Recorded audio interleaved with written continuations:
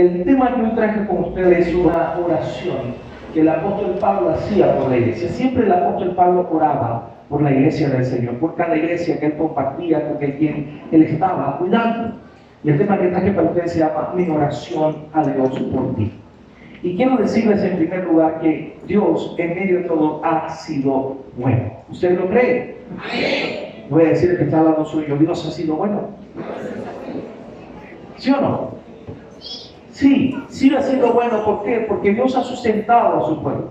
Dios le ha sustentado a usted. Y usted se pone a analizar desde el comienzo del año, de este año, que las situaciones que ha pasado, las buenas situaciones, las situaciones difíciles, las que usted pueda considerar malas, y en todo el Señor nos ha guardado, nos ha sustentado. ¿Quién va a hacer sus promesas? Una de sus promesas en la palabra de Dios, a mí me gusta mucho estudiar la palabra y por supuesto compartirla. En el Evangelio de Juan, capítulo 16, versículo 33, el Señor dice una realidad de la iglesia, una realidad del mundo, y dice así: estas cosas les he hablado para que en mí ustedes tengan paz.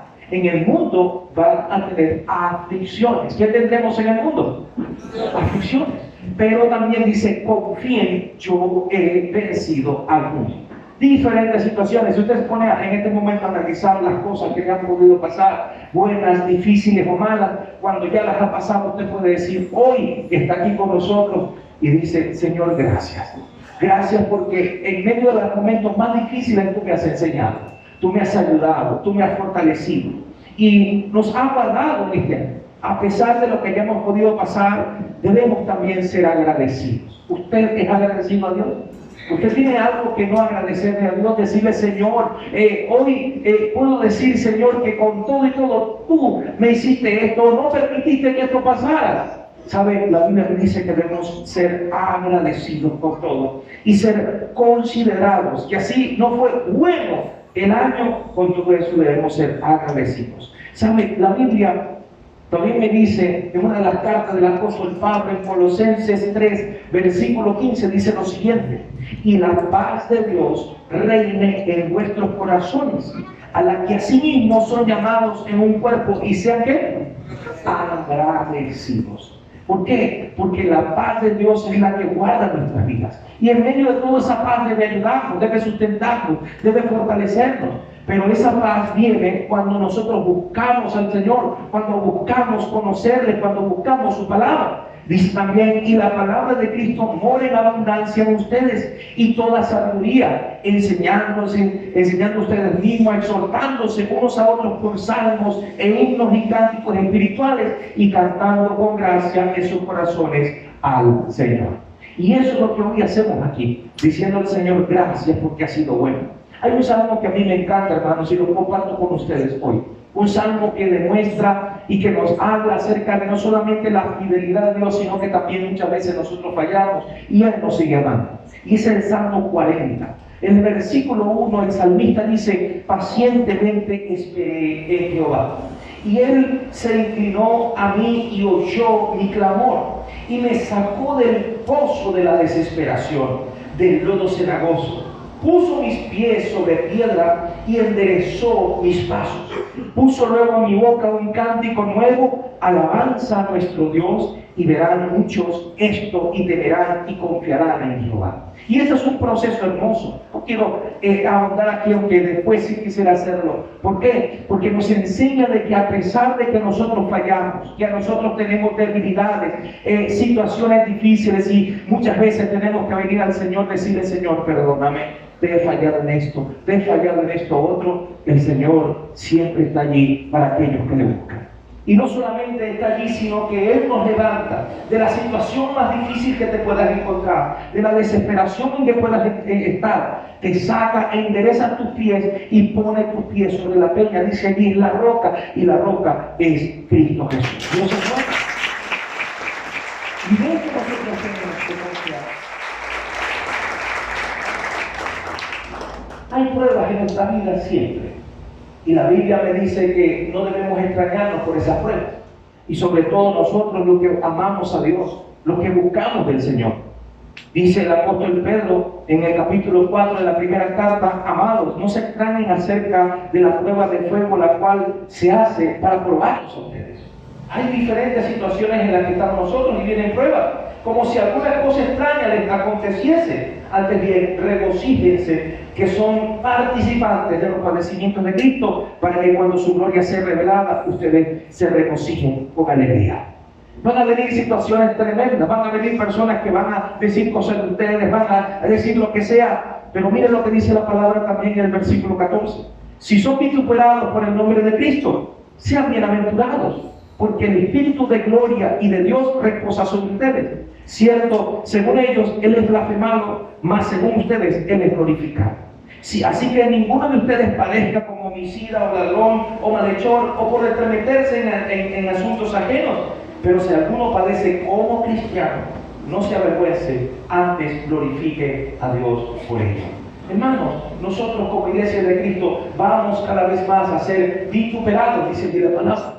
Y sabe algo, y no es de sorprender. He visto videos, le he pasado videos a ustedes a través del grupo general de la iglesia, de cómo en una congregación estaban adorando al Señor así como estamos nosotros, y enfrente estaba un grupo de manifestantes, de los LGBT, de todas esas personas, y estaban allá. Mientras la iglesia, la gente estaba adorando, ellos estaban haciendo todo tipo de cosas que no honran a Dios como tal. Entonces, y no debe sorprendernos eso. No debe sorprendernos que va a haber persecución, y hay persecución en el mundo a la iglesia de Cristo. Estamos viviendo tiempos finales, iglesia. Y creo que Dios en medio de todo nos sigue guiando. Nos ha guiado y nos sigue guiando para que cumplamos las ordenanzas que Él nos ha dejado. Para que caminemos en santidad. Para que amemos a Dios sobre todas las cosas. Para que amemos a nuestro prójimo como a nosotros mismos. Y para que prediquemos con denuedo y con valentía el Evangelio de Cristo. Y yo creo que sí lo hemos hecho como iglesia. Y me gozo en el Señor por eso.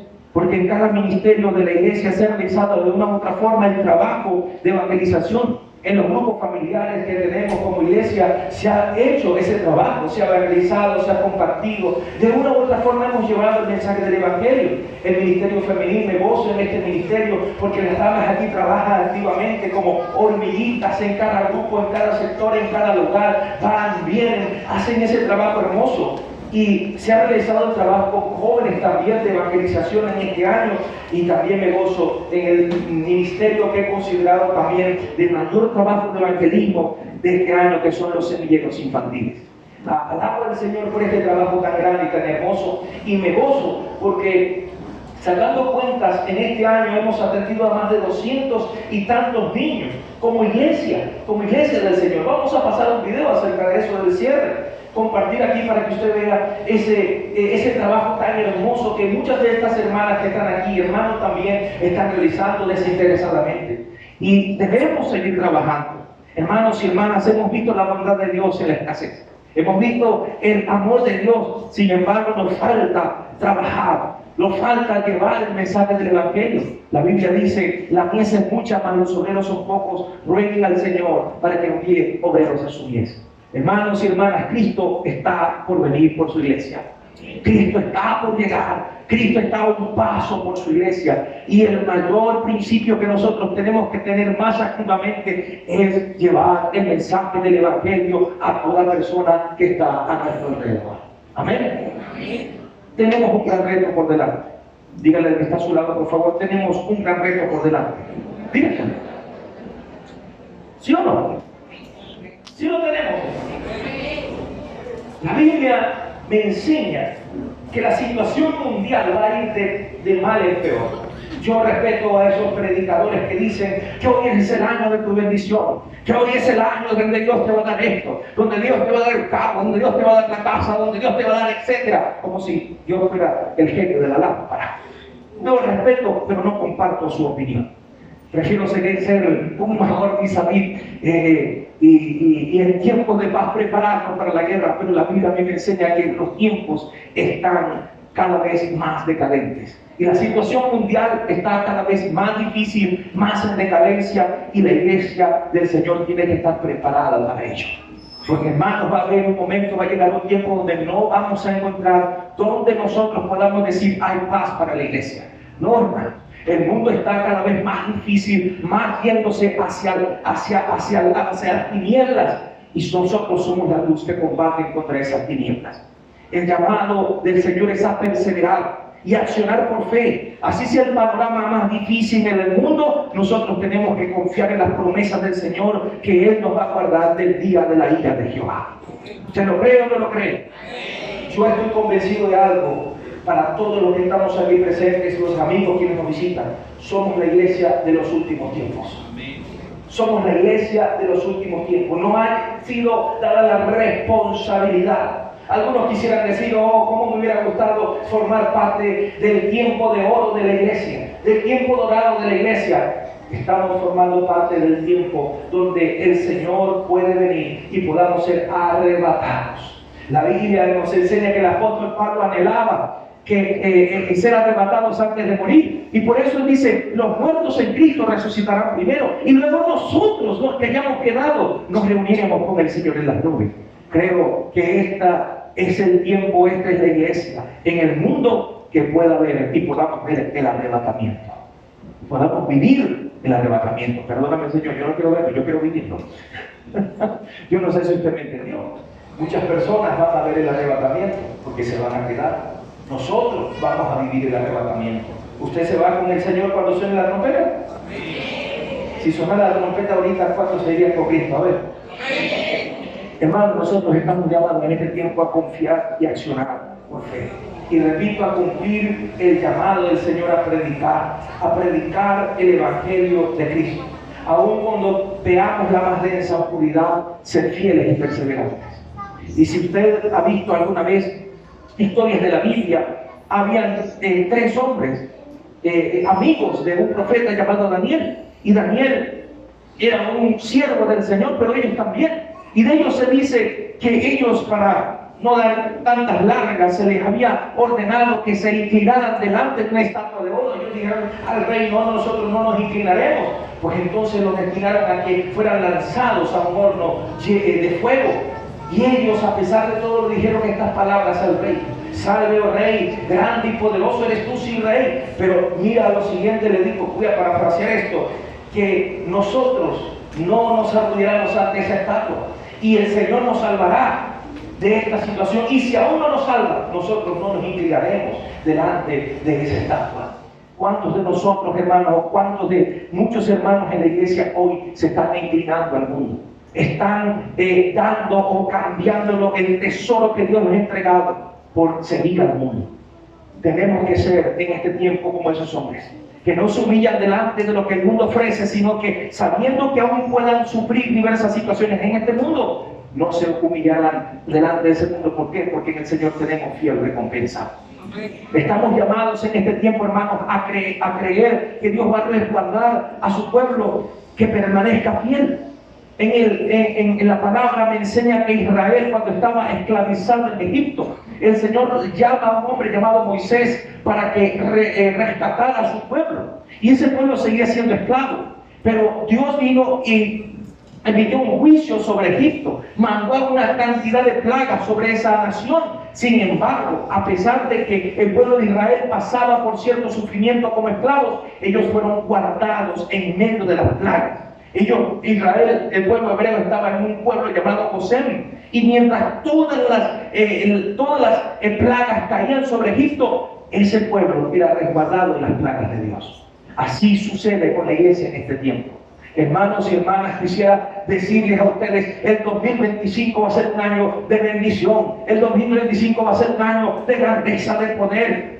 Si esa es la voluntad de Dios, lo será. Pero la Biblia me dice que al final de los tiempos, al final, que lo que estamos viviendo va a ser más y más fuerte. Y tenemos el reto nosotros por delante de permanecer fieles y en obediencia al Señor, en santidad, pues el día de la venida de Cristo por su iglesia está más cerca que nunca.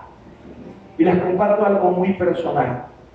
Hace unas semanas, durmiendo, descansando, y en medio de ese sueño me vino un texto. Me apareció en la mente, desperté y busqué ese texto de la Biblia, y ese texto dice lo siguiente. Lucas capítulo 3 versículo 17 dice así. Dice: su aventador está en su mano, y limpiará su era, y juntará el trigo en su granero, y quemará la paja en fuego que nunca se apagará. Y eran palabras del profeta Juan el Bautista. Cuando le preguntaron, ¿eres tú el Cristo? Y él dijo, no, yo soy antes que él, y vendrá después de mí uno, que será mayor que yo y que les bautizará con Espíritu Santo y fuego. Y luego siguen estas palabras: su aventador está en su mano y limpiará su oreja. ¿Qué es el aventador? Yo no sé si usted ha sembrado alguna vez frijol, caraota o alguna de esas cosas. Y usted viene para, después de agarrar y desgranar, usted va a limpiar esos granos. Y ese aventador es como esa tapa que usted viene, la pone al viento y agarra los granos y los tira así al aire. Y el viento es el que separa los granos de la paja. Cuando el viento viene y él comienza a cernir, a mover, ese es el aventador. Y comienza a mover para separar el trigo o el grano, en este caso, de la paja. Y hermanos y hermanas, la Biblia dice, mire, y juntará el trigo en su granero y quemará la paja en fuego que nunca se apagará. Y este es el tiempo, iglesia. Y hay otra palabra de Dios que nos debe exhortar para este año, para a partir de hoy. En 1 de Pedro 4, versículo 17 dice, porque es tiempo que el juicio comience por la casa de Dios. Y si primero comienza por nosotros, ¿cuál será el fin de aquellos que no obedecen el Evangelio de Dios? Y si el justo con dificultad se salva, ¿en dónde aparecerá el impío y el pecador? Por tanto, los que padecen según la voluntad de Dios, encomienden a él sus almas como a fiel creador, haciendo el bien. Y hermanos, esta palabra a mí me conmovió. Esta palabra a mí me hizo un llamado de atención, porque me está diciendo, viene el tiempo del Señor. Y el que esté firme, afírmese más. Y el que no esté firme, hermano, busque del Señor cada día más. Busque del Señor cada día más. Dice Santiago capítulo 5 versículo 7, dice, por tanto, hermanos, tengan paciencia hasta la venida del Señor. Miren cómo el labrador espera el precioso fruto de la tierra, aguardando con paciencia hasta que reciba la lluvia temprana y tardía. Tengan paciencia también ustedes. Afirmen sus corazones, porque la venida del Señor se acerca. ¿Cuántos dicen amén a eso? Amén. Pero hoy le digo a usted, mi amigo, mi amiga, hoy que nos visita, familiares amados en Cristo.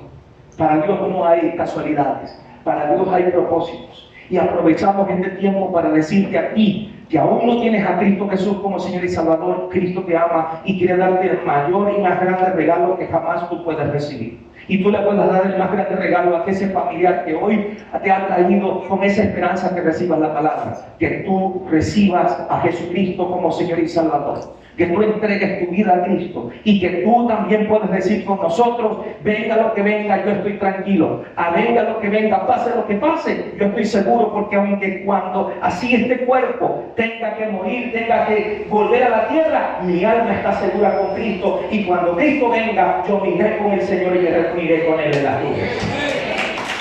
Y esa es la esperanza para los que estamos aquí. Así que madre, padre, esposo, esposa, hijos que aún no han entregado su vida a Cristo Jesús, no quiero meterte miedo, pero sí quiero decirte que el Señor hoy te está hablando y te está diciendo, quiero darte el mayor regalo. Abre tu corazón y recibe la salvación y la vida eterna. Y a nosotros nos recuerda en el capítulo 4 versículo 7, sométanse pues a Dios. El Señor nos dice, sometámonos a Dios. Resistamos al diablo y Él huirá de nosotros. Acerquémonos al Señor y Él se acercará a nosotros. Y nos dice, pecadores, limpien vuestras manos y ustedes de doble ánimo purifiquen nuestros corazones. Es el llamado y es la exhortación que el Señor nos hace hoy.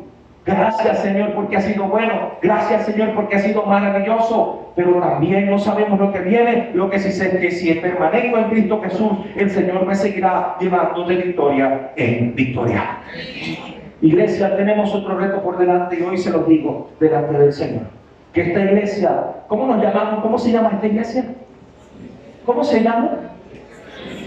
¿Qué era el Getsemaní? ¿Qué es el Getsemaní en la Biblia? Era un huerto ubicado en una montaña. Pero ese huerto de olivos era un lugar específico, un lugar especial. Era el lugar de oración del Señor Jesucristo. Era el lugar donde el Señor Jesucristo iba a hablar con el Padre, iba a comunicarse con el Padre. Fue el lugar donde el Señor estaba de continuo en amor, en comunión con el Señor, en humillación, pero también el lugar donde se transfiguró, el lugar donde hubo cosas también tremendas. Y nosotros tenemos que hacer honor también a lo que fue el Getsemaní en el Señor Jesucristo. Fue la montaña de oración. Y hermanos, nosotros de ahora en más tenemos que ser esa montaña de oración al Señor. Tenemos que buscar en el Señor, orar y tener más esa relación con el Señor. Y el Señor dice en su palabra, aquí en Santiago, en el capítulo 4, en el versículo 10, nos dice: humillaos delante del Señor y Él les exaltará. Y esta es la palabra que nosotros tenemos que tener. Hermanos, el tiempo del Señor está más cerca. Se lo vuelvo a decir y no voy a dejar de repetírselo. ¿Por qué? Porque a Dios yo voy a entregar cuentas también. Y voy a entregarles cuenta de lo que he tenido de hablarles y tengo que seguir hablándoles. Y el Señor nos llama a humillarnos, a buscarle más en oración, en espíritu y en verdad. En la primera carta de Pedro, capítulo 5, dice: humíllese pues bajo la poderosa mano de Dios para que Él exalte cuando fuere tiempo. Echen toda su ansiedad sobre Él porque Él tiene cuidado de ustedes. Sean sobrios y velad. Sean sobrios y velad. ¿Sabe por qué tenemos que aumentar la oración, la búsqueda del Señor? Porque dice allí en ese texto: porque vuestro adversario el diablo, como león rugiente, anda alrededor buscando a quien devorar. Y deben resistirle ustedes firmes en la fe. Pero ¿cómo puedo yo aumentar mi fe? ¿Cómo puedo yo afirmar mi fe si no estoy teniendo una relación constante, personal con el Señor, aún como iglesia? Así se dicen las cosas buenas, pero también las cosas que tenemos que mejorar. Y una de las cosas que tenemos que mejorar como iglesia es la oración, el clamor, en la búsqueda de Dios, el clamor continuo, en humillación, en fe, en credulidad, en santidad, en obediencia. Y esa oración, hermanos, dirigido por su Espíritu Santo, nos llevará a la victoria en Cristo Jesús. Nos va a llevar delante de la victoria en Él. ¿Usted lo cree o no lo cree, hermano? Es el reto que tenemos por delante. Pero también tengo esa oración por ti, mi hermano, mi hermana, como siervo del Señor. Y me impacta una de las cartas del apóstol Pablo, la carta a los filipenses. Y él le decía a la iglesia de Filipos estas palabras.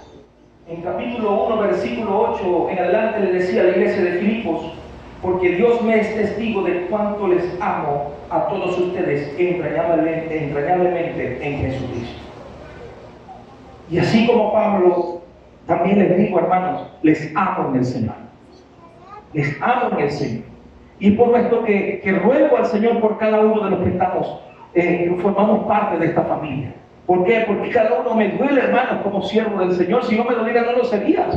Sería un mentiroso delante de Dios. Cada persona de las que están aquí, de las que no están también, oro por cada uno de ustedes. Por cada uno. Como mayordomo tengo que hacerlo. Es mi deber. Y tengo que entregar cuentas al Señor del rebaño que Dios ha colocado bajo mi responsabilidad, bajo mi cuidado.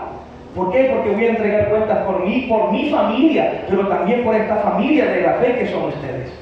Y este amor no brota por un amor porque yo quiero amarle, sino brota por ese amor que el Señor ha puesto en mi vida. Porque Él me amó primero. Él nos ha amado primero a nosotros. No es que nosotros amamos a Él, dice la palabra, sino que Él nos amó primero. Y ese amor entonces debe expresarse en amor también para otros. Y por esto mismo ruego hacia ustedes, como el apóstol Pablo hacía por la iglesia de Filipos. Pero ese ruego era de la siguiente forma. Y en el versículo 9 de Filipenses 1 dice así: y esto pido en oración, que su amor abunde más y más en conocimiento y en todo discernimiento. El apóstol Pablo pedía que nuestro amor, y también hoy yo pido y les digo, yo le pido al Señor que nuestro amor, que tu amor abunde más y más hacia el Señor primeramente, pero también hacia tu prójimo. hacia aquel que no solamente te cae bien y tú dices, oh, yo sí trabajo bien o hago bien las cosas con esta persona, o sí le amo y a mí, y etcétera, etcétera, sino también amar a aquellos que no me caen bien, amar a aquellos que te caen mal, amar a aquellos que te puedan criticar, murmurar o incluso traicionar, amarlos con todo nuestro corazón, porque el Señor nos amó primero. Y el Señor les enseñó a sus discípulos en la oración principal: Señor, ¿cómo debemos orar? Enséñanos. Y el Señor les dijo: Padre nuestro que estás en los cielos, santificado sea tu nombre, venga a nosotros tu reino, hágase tu voluntad así en la tierra como en el cielo. Pero hay una parte de la oración que dice: Señor, perdona nuestros pecados, como también nosotros perdonamos a los que nos ofenden. Porque si no perdonamos a los que nos ofenden, como nuestros pecados van a ser perdonados. Y esa es la oración que hace el apóstol Pablo, y es la oración que hago también constantemente por cada uno de nosotros. El mayor ejemplo del perdón es el Señor Jesucristo. Cuando estaba en la cruz, cuando ellos venían y lo vituperaban, le decían de todo, ¿cuál fue la palabra del Señor Jesucristo? Señor, perdónalos, porque no saben lo que hacen. Y lamentablemente muchos que tienen años en las iglesias pueden conocer acerca de Dios, pero no le conocen a Él como Él quiere revelarse en sus vidas. ¿Por qué, hermanos? Porque para conocer al Padre tenemos que conocer al Hijo, y la única forma de conocer a Jesús es tener una relación real y creciente con el Señor. Muchos no han entendido o discernido su propósito dentro de la iglesia del Señor, precisamente por eso, porque su amor para con el Señor no lo han querido todavía profundizar. Y hermanos, ya el Señor se ha acercado a nosotros. Somos nosotros los que tenemos que acercarnos a Él. Mi oración, hermanos, es así como Pablo: que tu amor abunde más y más para con el Señor y para con tu prójimo, y así podamos caminar en obediencia en ese amor. Pero esta oración tiene fines específicos. El apóstol Pablo decía: pido que su amor abunde más y más. ¿Sabe por qué? Mira lo que dice el versículo 10, allá en la pantalla está: para que aprueben lo mejor, a fin de que sean sinceros e irreprensibles para el día de Cristo. Para que ustedes aprueben lo mejor, para que ustedes tomen las mejores decisiones en todo lo que nosotros amamos. ¿Por qué a veces nosotros tomamos decisiones equivocadas? Porque no consultamos primero con el Señor. Y debes formar parte de nuestras vidas, consultar con Dios todo lo que hacemos. Oh, pero pastor, pastor, me dice el muchacho, es que tengo que hablar con Dios todo lo que vaya a hacer. Habla con Dios todo lo que vayas a hacer. Y mira cómo te va a ir. Mira, prueba. O sea, ¿qué te quita el probar?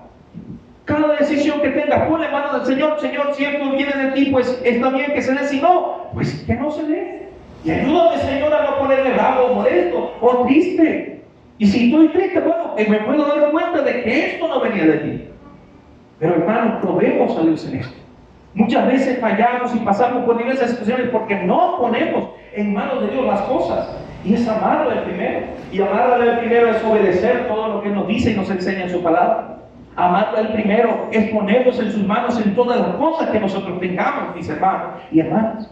Entonces, ¿a quién queremos obedecer más? ¿A quién quiere usted obedecer más? ¿Al que le ha dado todo, o a su carne, o a sus deseos?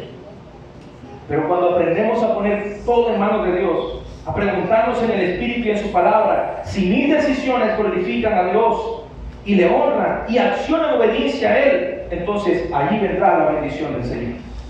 Allí va a venir la bendición de Dios. Aún en las negativas, Dios muestra su bendición. Porque hay cosas que no le gustan a Dios y sabe Dios que no le van a beneficiar a usted, le va a decir que no. Hay otra cosa que le va a decir que sí, pero otras que le va a decir: no sigas por allí. Y a veces nosotros somos tan obtusos que decimos: Señor, yo sé que sí, yo sé que sí. Bueno, te dejo a tu voluntad, te dejo a tus decisiones. Y entonces venimos otra vez a Dios llorando: Señor, ¿por qué me pasó esto? Yo te dije, yo te mostré que no tomaras esta decisión. Y venimos llorando: Señor, perdóname. Él te perdona, pero llevaste el trastazo, llevaste el golpe, y bien golpeado por la situación. Y Él te va a amar, pero habrás aprendido una gran lección. ¿Saben? Conversaba con mi suegra y decía: es que nosotros somos personas que tenemos que llevar el golpe. La iglesia, el Señor nos da en la palabra todas cosas y nos dice así deben caminar, pero como que tenemos que llevar el golpe para poder aprender. Y me pregunto yo muchas veces, Señor, ¿será que es necesario que la iglesia tenga que ser perseguida para que la iglesia pueda afirmarse y fortalecerse en Cristo Jesús? No, no es necesario. No es necesario. ¿Por qué? Porque tenemos la Biblia que nos enseña. Y el Señor le dice en la carta de los Hebreos también, miren el ejemplo de los que perecieron, los que murieron en el desierto. Esa muerte de ellos, en la carta de los Hebreos, la muerte de ellos quedó para ejemplo para ustedes, para que ustedes no sigan ese mismo ejemplo. Y esa es la realidad para nosotros también. Pero muchas veces queremos ser ese tipo de personas que, y bueno, llevamos el cuerpo. Entonces el Señor nos dice, mi oración es que su amor abunde para que ustedes aprendan a probarlo mejor y para que sean sinceros y sean irreprensibles en el día del Señor. Es aprender a caminar en esa forma de vida como hijo de Dios, y entonces seremos hallados por el Señor, irreprensibles cuando Cristo venga. Hermano y hermana, hoy les digo, ha llegado el tiempo de decidir qué queremos hacer. Amén. Y en el versículo 11, y estoy terminando con esto, el versículo 11 dice lo siguiente: llenos de frutos de justicia que son por Jesucristo para gloria y alabanza de Dios. Es decir, que la oración que nuestro amor abunde es para que seamos hallados llenos de frutos de justicia. Y ese fruto, hermano, ese es el que se produce cuando estamos en esa relación creciente y constante con nuestro Señor Jesucristo. Ya los muchachos están subiendo, quédense tranquilos, ven para acá. Ya lo han visto bastante ellos. Sí. Esa relación constante y creciente que nosotros debemos tener con Cristo Jesús.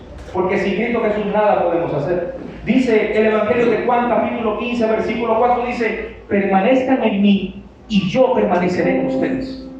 Como el pámpano no puede llevar fruto de sí mismo si no permanece en la vid, así tampoco ustedes si no permanecen en mí. Yo soy la vid y ustedes los pámpanos. El que permanece en mí y yo en él, este lleva mucho fruto, porque sin mí nada puede hacer.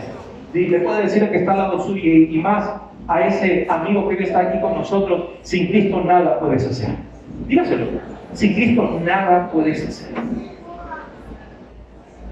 Y vuelvo a decir el Señor en su palabra: si permaneces en mí, escucha esto, y mi palabra permanece en ti, vas a pedir todo lo que quieras y te será dado. ¿Cuántos quieren que Dios les dé todo lo que ustedes le piden? Ninguno, poquito. Yo sí quiero que el Señor me dé todo lo que yo le pida. Lo mejor, porque Él no va a responder algo que no le honra a Él, ni glorifica a Él, ni te va a bendecir a ti. Pero sí te va a dar lo que te va a bendecir, sí te va a dar lo que va a honrar a Él. Entonces, mire esta bendición. Si permanecemos en el Señor y su palabra permanece en nosotros, pidamos lo que quisiéramos y será hecho. En esto es glorificado mi Padre, en que lleve mucho fruto y sean así mis discípulos. Los discípulos del Señor llevan mucho fruto. Y hermanos y hermanas en Cristo Jesús, les digo, yo creo que sí hemos llevado fruto en este año. Dice amén conmigo. Pero el Señor nos llama y nos reta a que aún todavía en este año y el que viene demos mucho más fruto. Se han cumplido metas al inicio del 2024 que las hicimos. Sí hemos cumplido metas bajo la cobertura y la dirección de Dios. Algunas otras no las hemos cumplido, pero gloria y honra al Señor que nos ha permitido llegar hasta hoy. La Biblia dice, el Señor dice: hasta aquí nos ha ayudado el Señor. Y yo también digo, el Señor seguirá ayudando a su iglesia hasta el final, cuando Él venga. Dios es fiel, hermanos. Dios es bueno, iglesia. Todo el tiempo y todo el tiempo. Y venga lo que venga, la iglesia de Cristo debe brillar como una luz inextinguible, aún en medio de la más densa oscuridad. Levante su mano y está. Dígale al Señor: gracias. Gracias. Gracias, Dios. Hoy te agradezco por todo lo que has hecho. Gracias, Señor, porque me has salvado. Gracias, Señor, porque has dado a mi vida, Señor, tu bondad, tu amor, tu fidelidad. Y hoy oro también por los que no te conocen, Señor, para que ellos entreguen su vida a ti. más grande regalo, la salvación y la vida eterna. Y hoy, Señor, tu iglesia en Getsemaní te dice gracias, gracias, gracias, Señor, gracias, Dios. Regocijémonos, iglesia, y preparemos el camino del Señor. Cristo viene, Cristo viene, Cristo viene. Y tu iglesia dice, sigue el Señor Jesús. Ayúdanos a estar preparados para ti. Gracias, Señor. Dígale gracias, papá. Gracias, Señor. Te agradecemos por tu bondad, por tu misericordia, por lo bueno que has sido y que seguirá siendo. Y aún en medio de la más difícil situación, podamos seguir brillando como tu iglesia. Gracias, gracias, gracias, Señor. Gracias, Dios. Bendecimos tu nombre, Señor. Bendice a tu iglesia, Padre. Fortalece a tu iglesia en este tiempo que resta a esta tierra. Y ayúdanos, Señor, a permanecer fieles hasta el final. Sin desmayar. Y ser esa iglesia, Señor, que anhela tu venida. Y que cuando venga, seamos hallados irreprensibles. Y podamos decirte, Señor, ven aquí. Gracias. Señor, bendice a tu iglesia. Bendice a tu pueblo. Y ayúdanos, Dios, a permanecer firmes y fieles en ti. En obediencia, en amor, en santidad, en espíritu y en verdad.